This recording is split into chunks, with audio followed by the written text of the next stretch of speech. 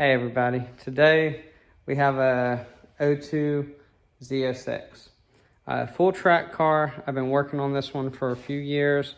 Has full suspension, all the bushings have been replaced, LG Motorsports coilovers, AP racing brakes, a bunch of cooling mods, oil cooler, pretty much set up for the track. It's fully gutted, has a cage. Well, over the weekend, he was running at Road Atlanta and something let loose in the top end. It started making a lot of knocking noises. So I'm going to post the video so you can see what kind of noise it was making and while we're taking everything apart to see what's going on the inside. So I just pulled the valve covers on it, and as the engine turns over, this rocker is not moving. And you can see how it's pretty loose and it has a lot of movement. All the other rockers are moving. So what I'm thinking is maybe the lifter collapsed or possibly a cam issue. But more so, I'm hoping it's just the lifter. So we're about to pull the intake manifold valley cover. That's going to give us a little bit more insight as far as being able to look at the cam. And then we're going to be pulling the heads depending on what the heads look like and the condition of everything else. We're going to try to keep the bottom in for another year or two before we build this one, and then maybe do a little bit of porting on the heads, put it in, help it for a higher RPM. So I'll let you check out the car. It's got the AP racing brakes, front and rear. He's running slicks front and rear. Michelin tires, full slicks. Really pretty car. It's gutted on the inside, so as we work on it, depending on what we see, I'm going to be taking more stuff out of the vehicle to lighten it up a little bit more. So I'm going to be removing the headlight motors. I'm going to go ahead and remove the AC condenser, the AC compressor, any lines that are laying there, and then pretty much anything else that doesn't need to be there and only for track purposes is going to be gone. So let's see what happens. I'm going to pull the head and hope it's nothing too bad.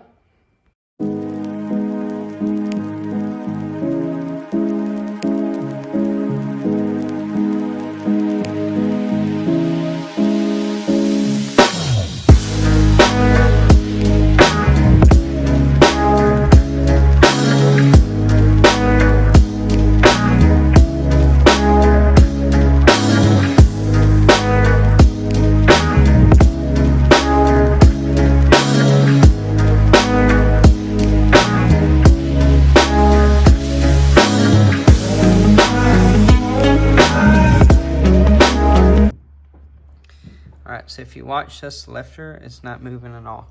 Luckily the valve's still inside, so the bottom end should be good.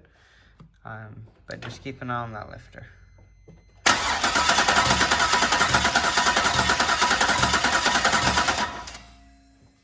And the other side looks good.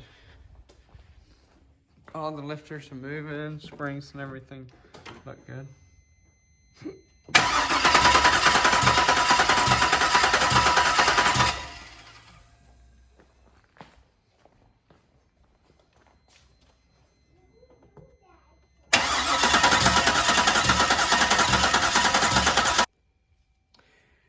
Just got the intake manifold off. Besides it being pretty dirty, everything on the driver's side looks pretty normal. When we go over to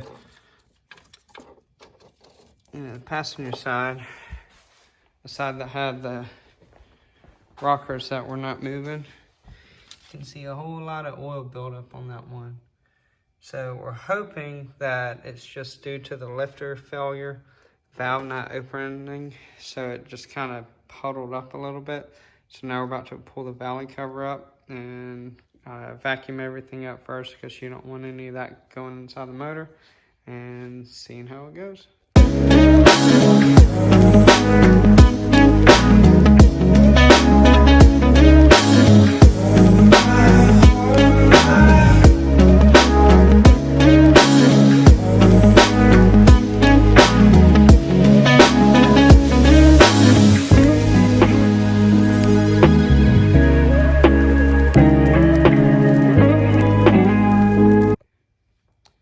Well, We just got the valve cover off. And what we were not hoping for. So there is a chunk of metal.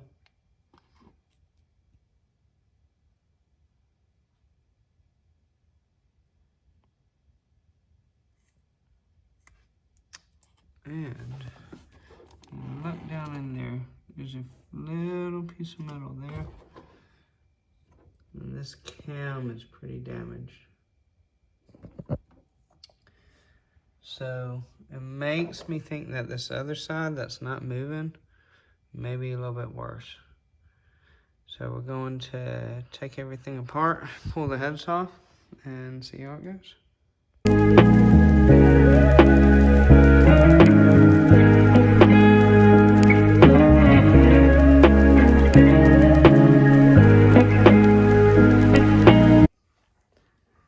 So after looking at everything and talking to the customer, we have decided that we're going to pull the motor out and time to build it. Due to the fact that the cam lobe's wiped out, that one lifter's not working that I showed you, as well as the pieces of metal, because it's a straight track car and we don't want any issues down the road, especially on the track, we're going to go in and take care of it. So what we're going to do is we're going to pull the motor. We're going to drop it out with everything from the bottom. I have the coolant draining right now. And get it all apart. Get ready for a motor build.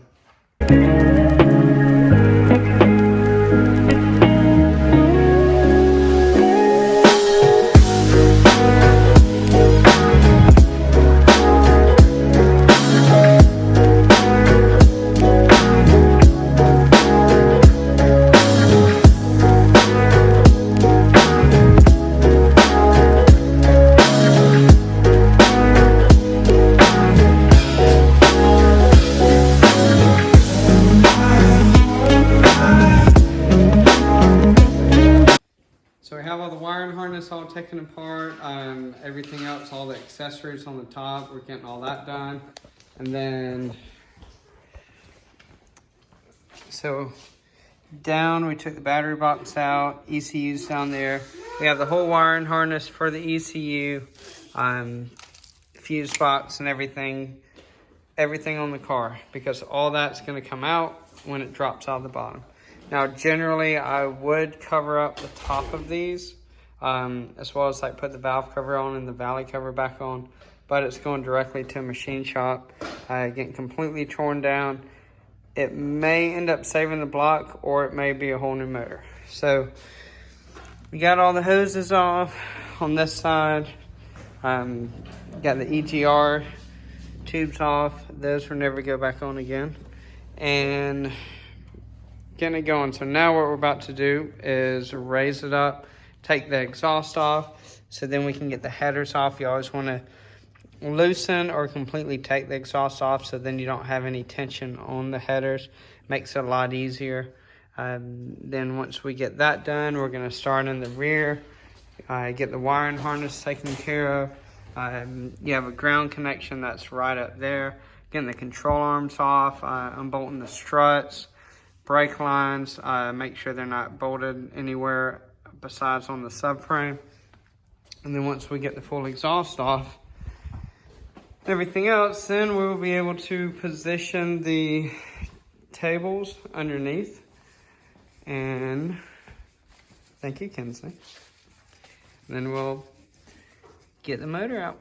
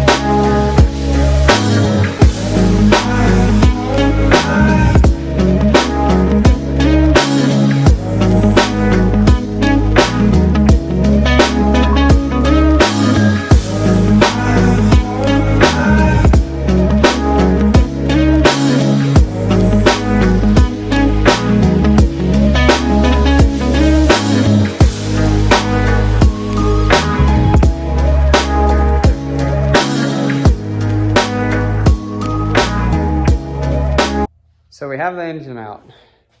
We got the engine along with the whole driveline completely removed. So now what we're about to do is get the engine off the cradle. First, we're going to disconnect the torque tube from the bell housing.